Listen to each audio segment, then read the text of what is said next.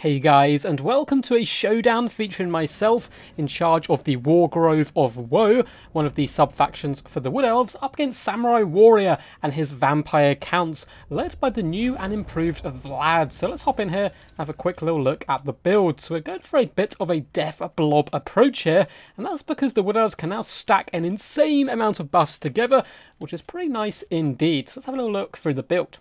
We have a ton of Dryads dotted all the way around, and these guys are here simply to clear through chaff, cut through zombies and skeletons and the like very quickly. We have the Regiment of Renowned version as well, Wraiths of the Frozen Heart, who, as you would expect, do come in with Frostbite. Of course, there are immune to Psychology, Frenzy, and all that good standard stuff as well. We have a ton of Treekin, including the Firebark Elders. I believe we have 3 units. I know just the 2 units, in fact, it's not too many. But 1 unit of Treekin there, and the Firebark Elders. And Treekin have been buffed pretty considerably. I mean, their weapon strength is now a whopping 86, which is rather nice. So at least when they do hit stuff, still not the best melee attack, so it is a bit of an if. But when they do, it at least now actually feels like something that actually can pack a bit of a punch. We also have double Zoats here, and these guys are going to be chevroned up as well, because I had a little bit of money left at the end. And Zoats are very powerful indeed. I think this is one of the matchups where the snapping turtle-looking lizard boys can indeed do some pretty good work. They both come with a single flesh-to-stone summon, as well as 2 Earth Bloods, so it's going to work really well in a blob, healing up with those nice Earth Bloods. For our Lord, we do bring Drycha herself. Now, Drycha, I think, is going to be very popular, and that's simply because of how dirt cheap she is. And also, Shadow Magic has always been pretty good, and she does indeed come with Shadow Magic herself, as well as Roused by Wrath, allowing her to summon 2 units of Dryads as well, which is pretty useful stuff. We're going to be bringing in Enfeebling Foe, the Fang as well with her. And she has this really cool ability called Fanatical Resolve, so the more damage she takes kind of comes in stages. So once she's taken at 25% damage, everyone around her will gain 5 melee attack and 5 weapon damage, and that pops up as well into 10 and 15. So as you can imagine, in a blob, the weaker she gets, the stronger the blob gets, so it can be certainly pretty powerful. We have Ariel as well, and Ariel is one of the most powerful things in the DLC, I think, so far, and that's because Berry Wine, her item, is very powerful. It is a restore, so basically a free regrowth. She also is going to be coming in with the Acorn of the Oak of Ages, as well as the Dart of Doom, Soul Stealer, Tempest, and Apotheosis, which I think is probably the most competitive picks of her spell toolkit. So pretty cool stuff all round. Now for my opponent up in the skies, you do have double Fellbat, as well as a double Vargai, so I believe have been improved. I'm not exactly sure, I can't remember exactly what's changed them, but I believe it is the armor piercing that they do now has indeed been increased. So 2 units flying up in the sky is going to be a big pest. And of course, for the backbone of any good vampire counts build, we have a ton of zombies dotted all the way along. And they're going to be backing up a couple of units of Graveguard, including the Sternsman. We have a ton of Direwolves dotted around as well, always good for hunting down those pesky Wood Elf skirmishers, although we haven't brought any, and double Blood Knights on this left-hand flank. And for the Lordship, as I said at the start of the battle, it is going to be Vlad Daddy himself, and he is new and he is improved. Because if you may have noticed, down here, he now causes terror, which is awesome. So Vlad, his disgusting face is now terror-causing, which is a big boon to him, I think, personally. And I believe his cast iron ring has changed as well. So it gives 66% damage resistance, but it is now, you can cast it kind of as many times as you want. Of course, it has a rather long cooldown, however. So pretty cool stuff. Let's get this battle underway. So we are going to be advancing now, the Flying Scouts and lurking overhead, and we have no range, which is of course very odd for a force of the Wood Elves. There's not too much I'm going to be able to do to them. I love the flaming effect the Firebark Elders leave as they walk forward. I'm not sure if that's new actually. But either way, it looks incredibly cool, and we are going to be pushing forward here, ready to dart into this chaff in an attempt to drag it down. Then in come the Blood Knights, getting a nice free little cycle charge on this flank, so I'm going to be trying to counter them with the Zoats, who of course are anti-large and armor piercing, so we're certainly looking to try and do some free damage if we can, but overall, the Dryads just took a little bit of a pounding, and we are going to be advancing out towards the zombie line. Vlad has darted in on top of the Wraiths of the Frozen, where he's going to quite happily carve his way through them, not going to take too much damage in return either. The Zoats desperately trying to push back the Blood Knights, but really good cycle charging coming in from my opponent here. It looks like his Air Force is all going to dart onto the rear of this second unit of Zoats as well, really trying to apply the pressure to them in one big burst, as we also have Direwolves coming into the fray. We have more Zoats that are going to come in and start to encircle this unit. Overall, doing some pretty decent damage. Of course, they are mainly 2 Fellbats. we're going to start dropping all our buffs and whatnot. But Master of Bewilderment has gone down, minus 40 melee attack is very scary stuff indeed. Dryads quite happily going to chew their way through zombies and kind of overwhelm the Graveguard where possible. Firebark Elders have popped forward and doing some pretty decent damage all round. Vlad, though, is quite happily going to be eating his way through these wraiths. And it looks like we are going to see the first of the little free burst shots there from Ariel. Now, we are in a pretty dangerous situation here, as the Zoats are now being charged in the flanks. We have popped Flesh to Stone on them to try and keep them alive and healthy, as well as an Earthblood, and Firebark Elders are going to be coming back to support, which is very useful stuff indeed. And I believe Drycha is in here. She's going to be summoning some of her Malevolent Dryads, which are pretty awesome indeed. So they're basically Dryads with Frenzy, and they're going to be coming in just to try and surround the Vargeist where possible and try to apply as much negatives to them as we can. But Blood Knights continuing to cycle charge in left, right and centre, as well as the Dire Wolves. Dryads are clearing up this front line really comfortably, but of course it is just zombies and the like, and Treekin as well doing a pretty decent job, as the Firebark Elders are a little bit separated, and it's basically become a big old blob fight, which is initially what I really wanted to try to achieve with this build, is to bring all these units in. And this though here right here is the one kind of big weakness of the Zoats, is that they aren't immune to psychology, and they don't themselves cause terror, so they can be terror outed, and you can see they've been pulled out wide now, fleeing in that terror, where they can be picked off by the double Blood Knights, which is pretty scary stuff. And the Zoats will be able to, give as good as they get, but they are heavily outnumbered at this point and being dragged down in large numbers. So we have lost one unit. At the same time though, Vargeist, trying to get an invocation and a heck to keep them alive and active, are slowly crumbling here as that second unit of Zoats, up to 60 kills, done a pretty decent job, as well as the Treekin pinning them in and annihilating them where possible.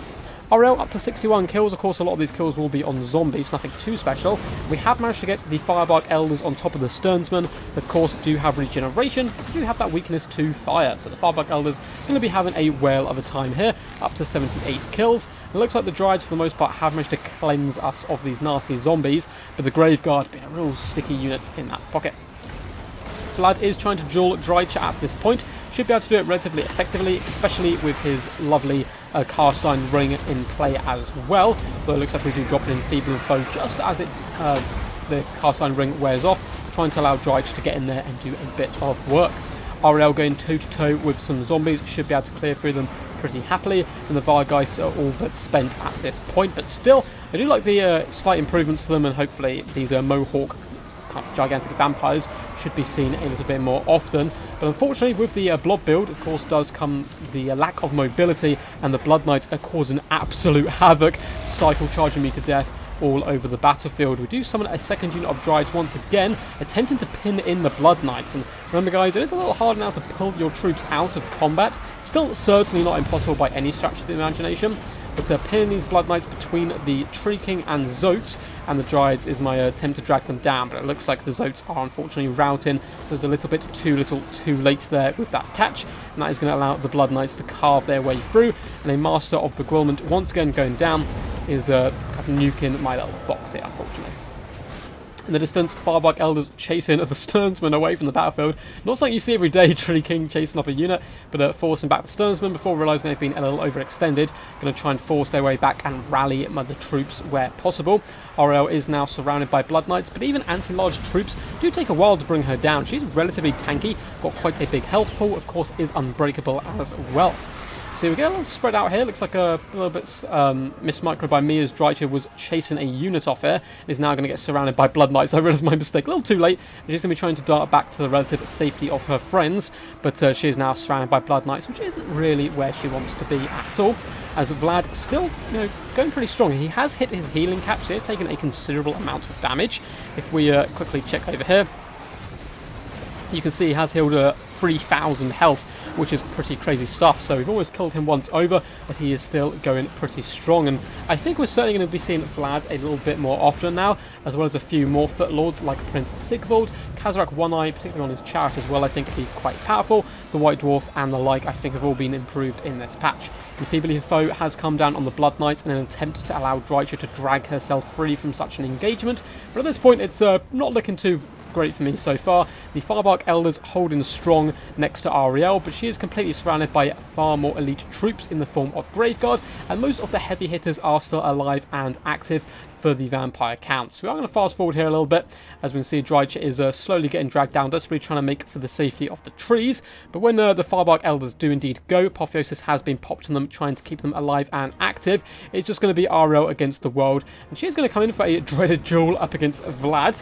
And these two characters seem like people in the lore who really wouldn't get on, funnily enough, together. So Vlad is going to try and shut her down where possible. We can see some nasty magic and spells going off here.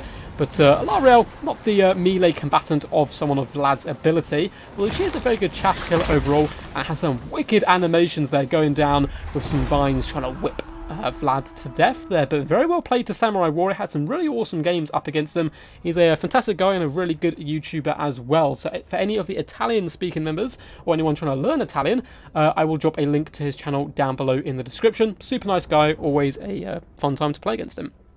Anyway, as for the build, it didn't quite work, the Deathball build, but I think it is certainly something which now is going to be a real tool and added kind of string to the bow, I suppose, of the Wood Elf faction. They no longer just have to rely on a Durfu kind of tree blob. There's multiple things they can bring into the fray, and Drycha is, you know, pretty cheap, got okay value as well, 1,200, did over 6,000 damage, and because of her cost and her ability to summon 2 Dryads, I think she could be seen relatively often in multiplayer, at least in my opinion so far. But remember guys, this is all early access stuff. Stuff can still be changed, and very fortunate, obviously, CA gave me a key to access it and try these type of things out, but it's going to take a few weeks after the release of the DLC before we really know kind of where we're heading meta-wise. Ariel as well, I think, is very powerful and quite deadly. Terror-causing, unbreakable mage with decent melee stats. She's kind of a little bit like the Big Bird, Saphrael. A little bit, maybe even a better caster, really. Of course, doesn't have final transmutation, but has a bit more variety. Of course, is a little less tanky and the like. As for the build, probably could have cut a couple of the Dryads and even added in more Treekin. You can see, not the most fantastic value across the board, but 16,000 damage by the Firebark Elders is certainly no joke. And the fact they can Vanguard now as well, all Forest Spirits can, apart from the Dragon, which is, you know, breaks my little heart, but it makes a lot of sense. I think Treekin in general are going to be a much more viable pick than they once were, which is really good to see. And Zoats as well. Their terror kind of hampers them quite heavily in this matchup. But apart from the terror, I think they can be very powerful. You can see that one unit which got terror out early on didn't really make much value, but the second one, 2,000 kind of gold worth of damage, 14,000 damage all over, 79 kills. And the Earthblood healing and Flesh to Stone can be really powerful. But unfortunately for us, we come up against Vlad, and that Master of Bewilderment really punished us very hard in the blob fight. And as I said earlier, I think Vlad is something or someone we will see much more often. Vargheist as well have been improved. I don't think they kind of had the best battle here to show on it, but those Blood Knights, deadly stuff. Look at that value on both units, 3,000 and 2,300. Fantastic game there to the mighty warrior himself.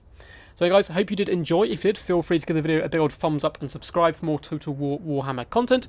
Also, feel free to comment down below what you would like to see from the kind of early access DLC stuff. A lot of these battles are pre-recorded, but I can try and get to the stuff you guys recommend over the next few days and try and get it out before release. So anyway guys, until next time, peace, and as always, stay awesome.